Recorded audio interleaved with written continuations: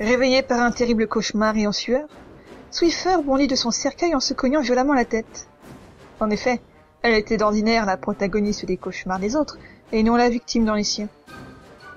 Contrariée, elle fronça ses sourcils fins et épilés en forme de S horizontale.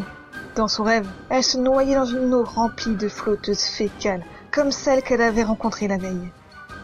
Cette fois-ci en robe de chambre de satin bordé de fourrure, elle se préoccupa des rejets anals glacés déjà cristallisés par le froid. Qui diable pouvait produire une chose pareille? Pourtant habituée à la vie de forêt, jamais elle n'avait vu de bouse semblable.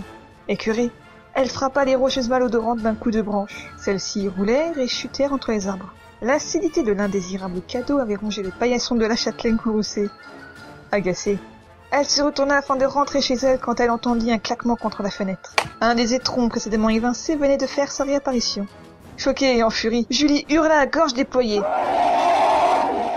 Son cri strident provoqua une terrible avalanche sur l'autre côté de la montagne, raflant sur son passage un pittoresque village. Totalement décoiffée, la grande dame ajouta « Oh, je m'importunez, déclenchez-vous !» Un ricanement des plus malaisants se fit entendre derrière un bosquet. L'intrus, de son horrible voix grasse et rauque, dit avec malice « Ah, tu te souviens pas de moi, baronne de mon cul !» C'est alors que sortit de l'ombre une chose qui semblait être une femme. Elle était presque nue sous sa capeline tachée d'huile et d'urine et possédait des poils pubiens aussi crépus et gras que sa crinière marronasse. Sale comme un vieux sanglier, poilue et puante à vous en faire brûler les poils de nez, son visage abominable était fendu par les rides. Son gros nez de pochetron écrasé et ses yeux noisettes globuleux lui donnaient l'air simplet. Ses dents gâtées et pleines de tartre lui octroyaient une haleine aphrodisiaque de gnôle pouvant désinfecter n'importe quelle plaie. L'ignoble bonne femme tendait ses mains aussi cornées et râpeuses que ses pieds aux ongles encrassés vers Julie rouge de colère. « Ah, c'était enfin pour moi. Gentille demoiselle, je vais te cueillir mon amour tout de suite. » Elle commença à chanter comme une crécelle. Je t'aime, comme un fou, comme un soldat, comme une star de cinéma. Mais ce moment fut de courte durée, quand Swiffer fit fuir la cantatrice à la voix cristalline à grands coups de bâton. L'indésirable s'était enfui dans la pénombre et son interlocutrice s'enferma à double tour chez elle, alerte de toute nouvelle intrusion dans sa propriété. Elle guetta à la fenêtre. Les heures passèrent sans le moindre signe de cette horrible bonne femme. Julie, affamée, se contenta d'un de ces vieux chats élevés en batterie dans d'horribles conditions et il en fit du pâté en croûte. Avant de retourner se coucher, elle s'installa à son orgue pour y jouer un morceau avec ses doigts de pied. Sans même apercevoir un immonde visage collé à la vitre de son salon, la comtesse Maybach tomba de sommeil, la tête enfoncée sur 3 touches. Liliane, de son joli prénom, amoureuse et perdue, écrasait son nez et ses poings noirs sur le verre glacé. Elle souffla son haleine fétide sur le vitrail et dessina un cœur avec son gros doigt boulonné. Le lendemain, le visage froissé et marqué par la fatigue, la vampire harcelée dut se résoudre à demander de l'aide après la découverte de sa façade profanée par de nombreuses inscriptions illisibles écrites à la délirette. Encore ce monstre! Cette raclure de bidet va me le payer très cher! Ajouta-t-elle en bavant un peu.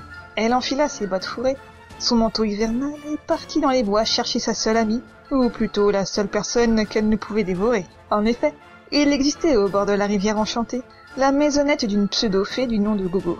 Celle-ci confectionnait les tenues de la grande baronne Swiffer contre sa protection. La femme magique prétendait sans cesse avoir reçu son savoir dans les plus grandes écoles de magie. Fortement crâneuse et maniérée, elle vivait telle une bourgeoise et avait l'incontestable pouvoir d'agacer fortement tout le monde avec ses commérages. Juju arriva au bord de la rivière et aperçut la chaumière rose acheminée ensevelie sous un manteau de neige. Elle s'approcha de la porte en pain d'épices et tira la clochette au son insupportable pour ses fines écoutilles. Oh, j'arrive, hein.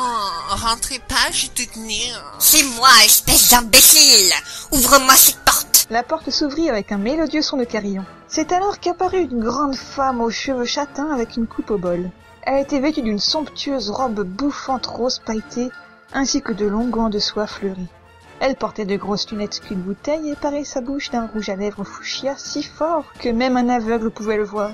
Derrière elle, un nuage de fumée colossale envahissait son salon. Celle-ci s'écria « Oh, Juju, c'est toi! » Swiffer, inexpressive à la limite de l'insolence, entre comme chez elle et s'étouffa à cause des fumigènes de joie de son amie. « Qu'est-ce que c'est que ce bordel ici? T'as encore trop fait cuire tes champignons? Les pupilles dilatées à l'extrême.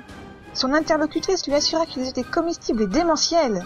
Absolument pas convaincue par ses explications bancales, la vampirette en dépression lui fit part de ses récents soucis, tout en se déchaussant pour s'installer le plus confortablement possible.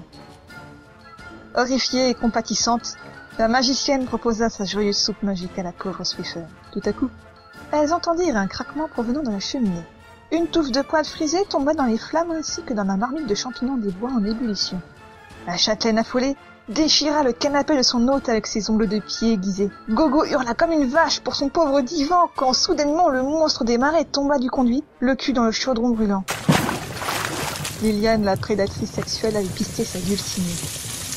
Elle hurla de douleur d'une manière ridicule, si fort qu'on aperçut les amygdales. La mâchoire prête à se décrocher en dilatant tous ses orifices de souffrance. Quelques champignons foireux pénétrèrent par mégarde dans son anus infernal. Ses gros yeux encroûtés se dilatèrent tels des trous noirs.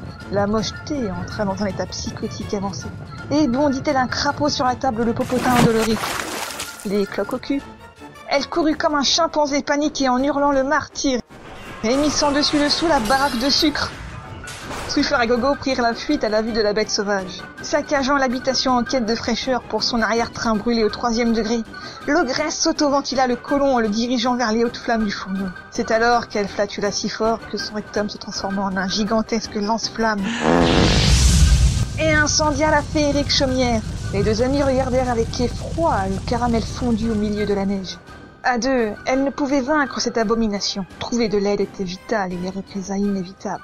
Le plan d'extermination de l'indésirable femme en fuite et recouverte de saccharose en fusion était lancé.